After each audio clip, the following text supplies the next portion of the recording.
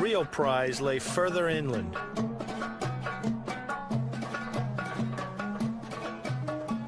Well, from Yemen and Oman, I think Zheng He is mainly looking for frankincense and myrrh. They used it as incense, as the Arabs do, and they also use it as a form of medicine. This and Somalia are the only spots in the world where it comes from.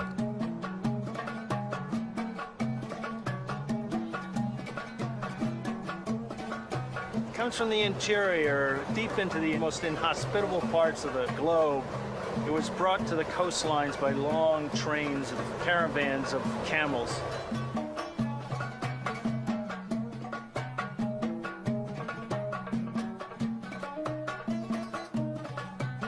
Today, frankincense and myrrh can be found here on the back streets of Yemen's ancient capital, Sana'a.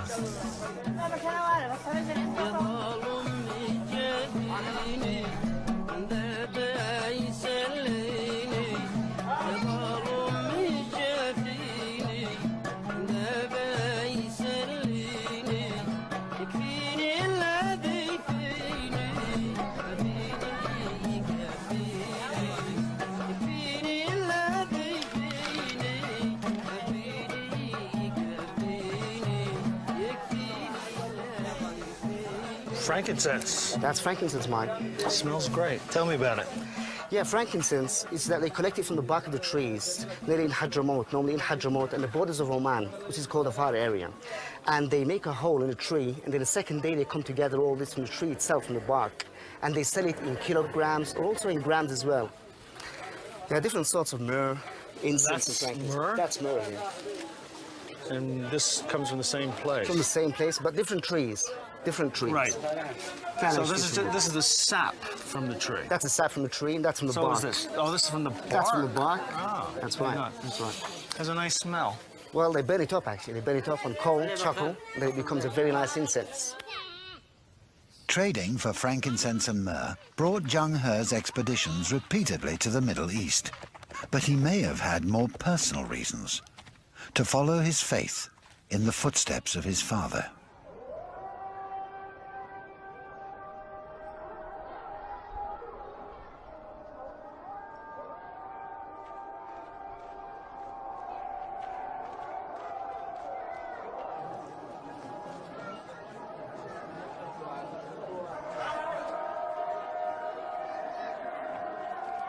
We're in Jibla, going to Queen Arawa's mosque, built in the 11th century as a part of a university to teach Islam.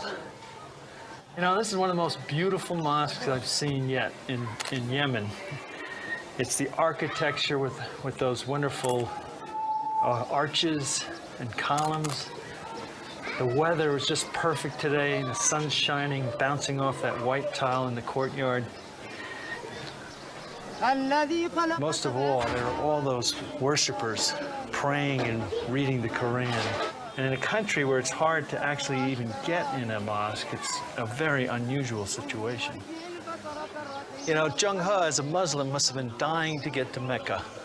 His father made the pilgrimage before he was born, and his family were Muslims who came from Central Asia.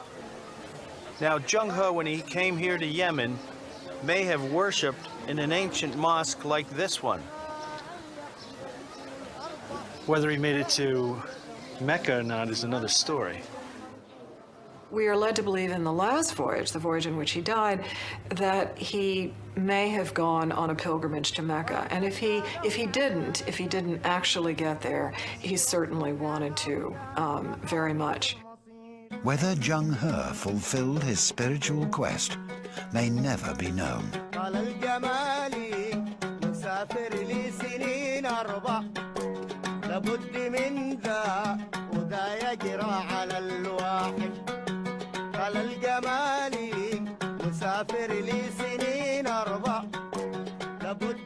By the time Zheng He comes here to Aden, as Yemen was called in those days, he's not really looking for profits.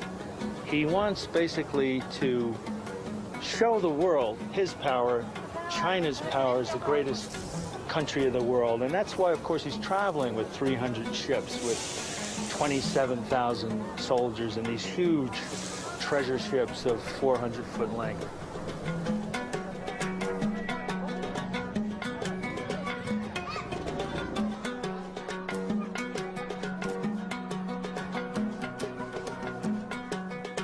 It's a big show of power. He's not here to conquer. He's not here to occupy. He just wants to show the world we're the greatest. But back in China, the world's most powerful empire was in crisis. The days of Zheng He and the treasure fleets are numbered. As commander of a floating army, Zheng He would have appeared unstoppable, and the entire world must have seemed within his grasp. Judy could well have saved the treasure fleet.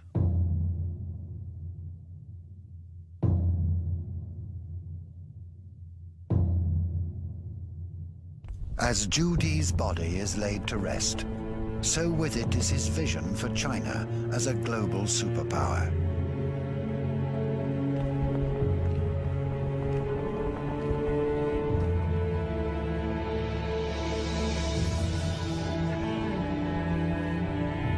His expansionist projects and severe famine had seriously depleted the imperial treasury.